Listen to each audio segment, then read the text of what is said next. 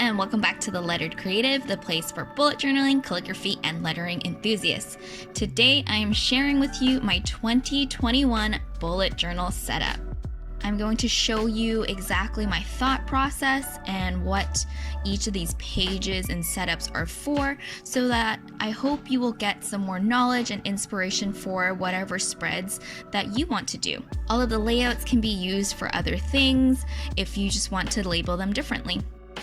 If you want to see more from me, make sure to follow me on Instagram at The Lettered Creative, and let's just get to the video. To start the whole thing off, I'm doing my key. This is the 4th year that I've been bullet journaling, so for the most part I don't need to refer back to it, but there are times when you have a bit of a brain fart. Also, I've been adding symbols and using different things from time to time, so it's just great to have a space for that. I'm sure you know by clicking the title, but my theme for this year's setup is a simple Polaroid picture theme with different clips and a more fall vibey colored setup. I don't usually see a lot of colorful minimalist setups. They're usually black and white, so I wanted to do my own version of it. For my key, I like to add the little symbols that I use on my timeline. I find it really helpful to kind of have a guide for that. I know this isn't as common in other people's bullet journals that I've seen, but I like having these little symbols while I'm bullet journaling so I know what I'm talking about and referring instead of having to write the full word out. My next page is my grid spacing cheat sheet. It's evolved over time to include not only the spacing of the page, but different sized boxes to help with the layout. This is inspired by Amanda Rach Lee, and I'm sure there are better videos explaining how and why for a grid page, but here's my take. With bullet journaling, you're creating different layouts, whether or not it's different every month or just a standardized layout of sorts. The grid cheat sheet is here to help so that you don't have to count the spacing every time you start a new page. Numbering each dot allows you to know how many you're working with and marking the half, third, and quarter marks so that you can refer back to this page when you need to, instead of having to count out and measure every time when you're doing it and if you forget. The boxes I have here show both vertical and horizontal sizes, and again, it's a great way to show you how much to count out when you're creating a layout. I like this especially when doing a monthly calendar and a traditional calendar look, so you can easily just count and see how many dots you need to create the spread. Always create the main guidelines on the left page because of the way the book opens, so you can fold the pages for easier reference. If it's on the right side, you have to flip the whole thing over otherwise. I hope that makes sense. The title is done in Polaroids hanging on a what I call kind of like a clothing line string. My next page here is my future log, and I decided to do a Dutch door style layout. This is where you cut out part of the page so you get a smaller flap, aka the Dutch door, so you don't have to rewrite the title again, and it keeps the spread contained. These are just small Polaroid calendars that are clipped on a board behind it. I think that this is a super easy way to have a neat but interesting layout by having a smaller box overlaying a long one. I didn't want to write out all of the dates for each of the small calendars, but I've screwed up so many times that I'm too scared to freehand this. So the method I came up with is to write the days of the week and mark the first day, the last day, and all of the Mondays. It's a bit less writing and helps you from screwing up, even though you might have noticed that I still fucked up a little bit on one of the months. To be honest, with everything so up in the air, I'm not sure if any plans in 2021 are even going to stick. So time will tell if I'll be using this spread that much. But for those of you who don't know, the Future Log is basically a Google Calendar where you slot any special days that are important this year, and you can use this for upcoming events or birthdays, etc.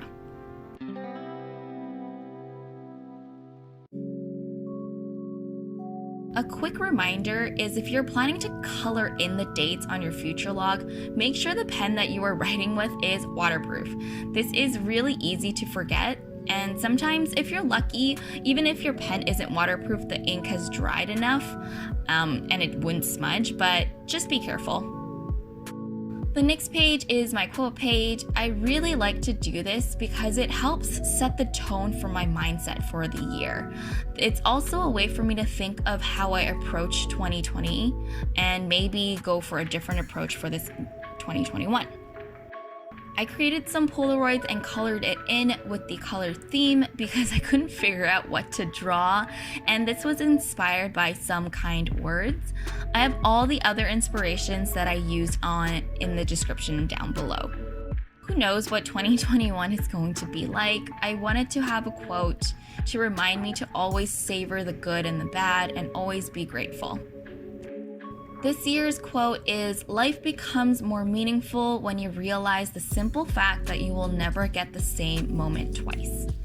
2020 was hard, and it was really easy to focus on how horrible things were and all of the things that we can't do, and we forget to appreciate the little moments. So this year also reminded me of the fragility of life and not to take any moment for granted. The next page is my life vision page. On the lines of life is short, and just this year I wanted to reevaluate where I'm going and what I'm doing. I actually did this spread in the beginning of 2019 and thought that it's a good idea to revisit it and do it again. The point of a life vision is to go through a series of probing questions and reflect on where you currently are and where you want to be in different aspects of your life. I'll leave the questions in the description down below for those of you who are interested. But here are the questions.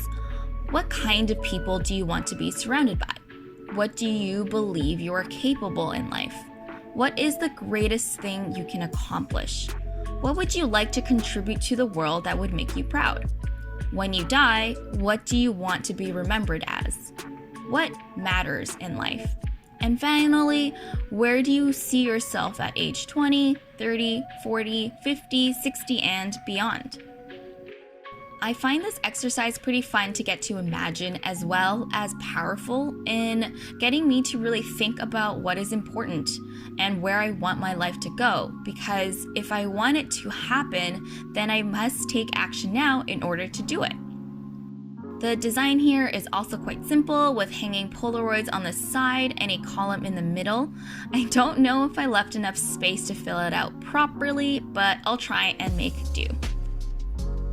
My next page are my goals for the year. Along the lines of my life vision, if I want certain things to happen at a certain age, I need to start now. So this is where I want to put tangible goals that are actionable at the moment. I divided it into 8 categories. I have professional, personal, family, relationship, financial, health, fun, and learn.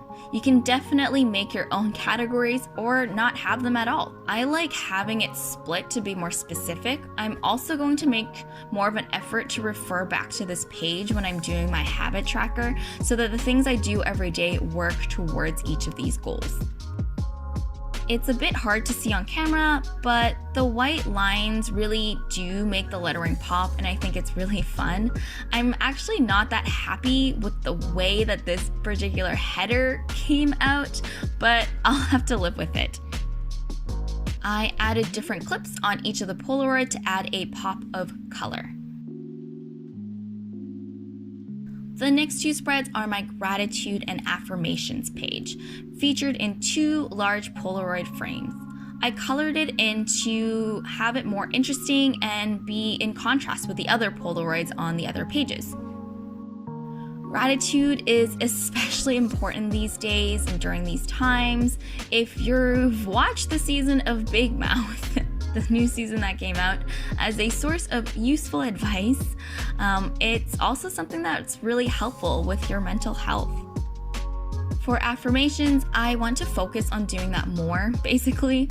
I think that I have pretty good self-talk, but it's good to have a page to remind yourself, as well as a resource for things to tell yourself when you need it most. Next page is my memories. I know by now that I finished one notebook by the middle of the year, so I didn't draw more than 6 spaces because if I did all 12 months, the latter half of the year won't be used. I did leave some extra space just in case, but yeah.